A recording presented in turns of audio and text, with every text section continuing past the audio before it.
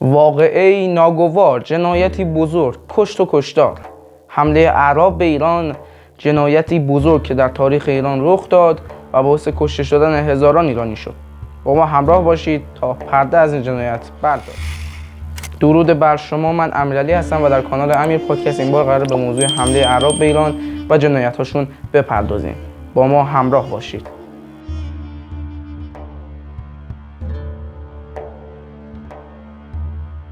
ابتدا منابعمون رو ذکر می‌کنیم. کتاب اطلس تاریخ ایران در دوران ساسانی اثر رضا فرنود، کتاب 2 قرن سکوت اثر دکتر عبدالحسین زرینکوب و کتاب اطلس تاریخ ایران از ظهور اسلام تا سلجوقیان اثر رضا فرنود.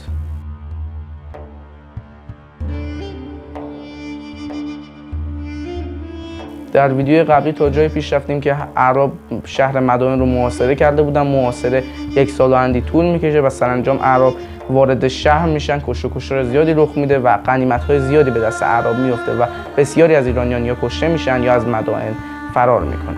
گفته میشه پس از اینکه ایرانیان از مدائن فرار میکنن، در جلولا با هم گرد هم میان و چون هر کدوم از ایرانیان اهل یک بلاد بودن مثل اصفهان، آذربایجان و استخر، تصمیم میگیرن دوباره با هم متحد بشن و دوباره به جنگ اعراب برن. در این میان سعد بن ابی وقاص متوجه میشه که در جلولا ایرانیان گرد هم اومدن، برای همین سپاهی رو جمع میکنه و به جنگ ایرانیان میره. جنگی در جلولا رخ میده. گفته میشه که سپاه ایرانیان تعدادش به 100,000 نفر میرسیده، اما سرانجام پیروزی با اعراب بوده. بسیاری از ایرانیان یا کشته میشن یا فرار میکنن یا به دست اعراب میفتن. در این میان 4,000 نفر از اعراب در جلولا میمونن و بقیه سپاهیان به همراهی سعد بن ابی وقاص به کوفه میرن.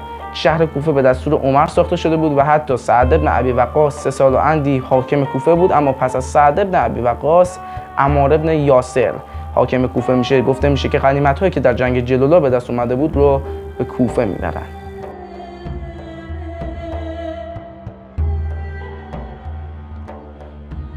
در این میان که فراریان جنگ جلولا نزد یزگرد به حلوان میرن، یزگرد از این وضعیت آگاه میشه و از حلوان فرار میکنه و به شهر استخر میره.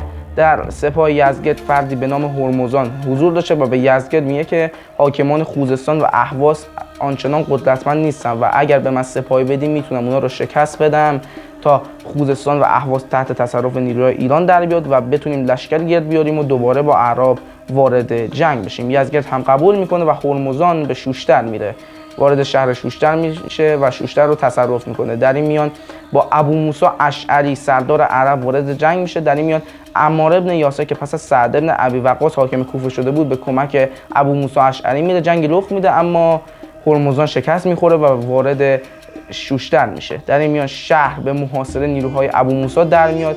پس از مدتی که محاصره طولانی میشه، اعراب به ستون اومده بودن و نزدیک بوده که حتی عقب نشینی کنن، اما یکی از مرزبانهای شهر شوشتر به ابو موسی میگه اگه جون اون رو حفظ کنه من راه ورود به شهر شوشتر رو به ابو موسی میگم، فقط با یکی از سربازانش نزد این مرزبان بیاد. برای همین ابو موسی اشعری اشرس بن عوف رو همراه این مرزبان میفرسته. اشرس بن عوف وارد شهر میشه و همه جا رو میبینه. پس از اون اشرس بن عوف به همراه 200 نفر از سپاه اعراب وارد شهر میشن و دروازه ها رو به روی اعراب باز میکنن. در اون میان ابو موسی اشعری وارد شوشتر میشه. کشتار زیادی رخ میده و هرمزان به همراه چند نفر از شوشتر فرار میکنه.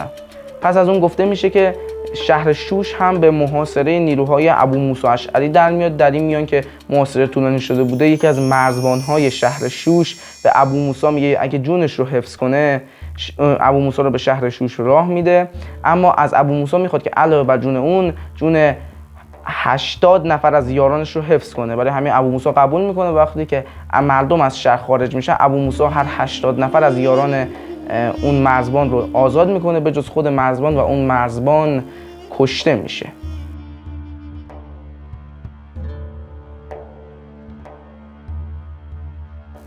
پس از جنگ‌های شوش و شوشتر و جلولا تقریبا سپاه اعراب داشت وارد ایران میشد. فتوحات زیادی انجام داده بودند، و یزدگرد داشت تلاش میکرد که نیروی به دست بیاره تا دوباره با اعراب وارد جنگ میشه و میخواست آب رفته رو دوباره به جوب برگردونه. سرانجام یزدگرد از تمام مرزبان‌ها و بلاد ایران میخواد که سپاهی برای اون بفرستن تا بتونه سپاه بزرگی به دست بیاره و به جنگ اعراب بره. در این میاد از همه شهرهای ایران سپاهی بزرگ به دست میاد که تعدادش به 150,000 نفر میرسه و اون سپاه قرار بوده که به کوفه و بصره حمله کنه. در این میان عمار ابن یاسر از این موضوع با خبر میشه و به عمر نامه‌ای مینویسه و در اون نامه گفته بوده که افراد زیادی از شهرهای مختلف ایران مثل اصفهان، استخر و آذربایجان و اهل جبال به سپاهیان یزدگرد پیوستن و میخوان به بصره و کوفه حمله کنن.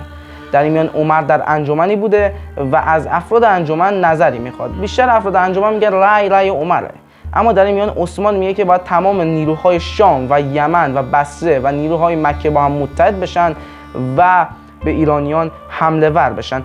عمر از این نظر خوشش میاد، اما به امام علی رو میکنه و میگه یا ابوالحسن نظر تو چیست؟ و امام علی میگه باید 1/3 قوای شام و 1/3 یمن رو به نیروهای بصره بفرستیم تا بتونیم با اونها مقابله کنیم، چون اگر تمام قوای شام رو بفرستیم رومیان بر شام حمله خواهند کرد و اگر تمام قوای یمن رو بفرستیم زنگیان به اونجا حمله خواهند کرد و پیروزی‌های ما در اسلام به خاطر زیادی‌های سپاه نبوده. عمر همچین حرفی رو قبول میکنه و طبق همین روش عمل میکنه. سرانجام دو سپاه به نهاوند میرسن. جنگ بزرگی رخ میده، بسیاری کشته میشن و اعراب کم کم به ستون اومده بودن چون مدام به سپاه ایران افزوده میشد.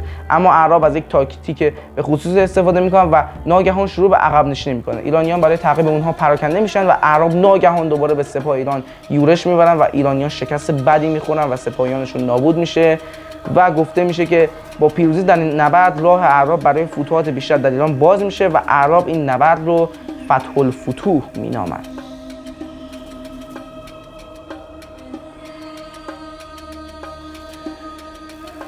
گفته میشه پس از این نبرد دیگه راه فتح ایران برای اعراب باز بوده، ولی خب بیشتر مناطق هنوز یه سری مقاومت‌های نشون میدادن. برای مثال منطقه فارس 5 تا 6 سال فتحش طول کشید چون در قدم به قدم این منطقه مردم مقاومت میکردن. اما فتح خراسان با اینکه مرکز دوم کشور بود بسیار راحت بود و اعراب تونستن خیلی راحت خراسان رو به تصرف در میارن.